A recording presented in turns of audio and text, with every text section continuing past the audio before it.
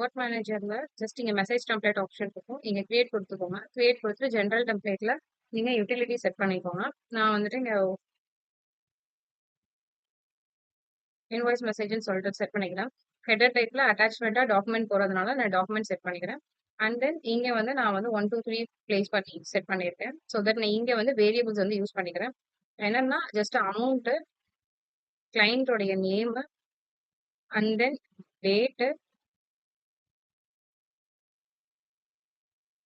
Invoice number. So இந்த details மட்டும் நான் இங்க செலக்ட் பண்ணிக்கிறேன். இங்க பாத்தீங்கன்னா கீழே உங்களுக்கு இந்த மாதிரி லிஸ்ட் அவுட் ஆயிருக்கு.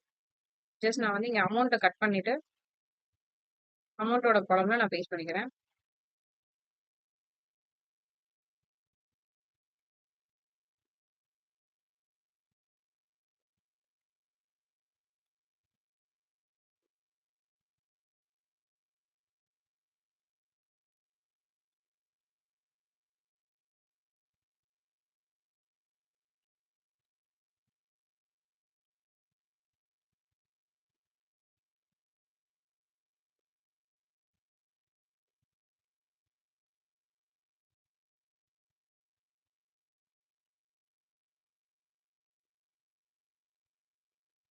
ஸோ இந்த மாதிரி ஜஸ்ட் நான் செலக்ட் பண்ணிக்கிறேன். செலக்ட் பண்ணிட்டு இங்க வந்து நான் சேவ் மட்டும் கொடுத்துக்கிறேன் டேரக்டா.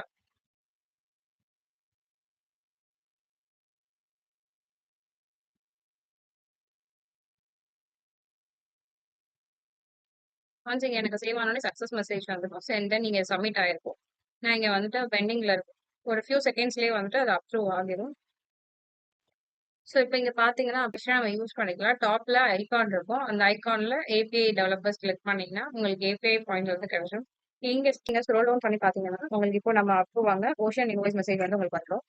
ஸோ தட் இங்க நீங்க கிளைண்டோட நேம் என்னவோ இது வந்து இங்க நீங்க ஒன்ஸ் நான் இங்க பாஸ் பண்ணிடுறேன். நீங்க அடுத்து வந்து டைனமிக்கா சேஞ்ச் ஆகுற மாதிரி செட் பண்ணிக்கலாம். சரிங்களா?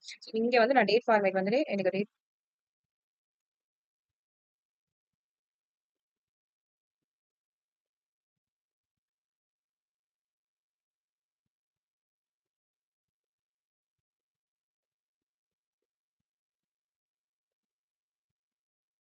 ஸோ ஒன்ஸ் நீங்க இங்க அப்லோட் பண்ணிட்டீங்கன்னா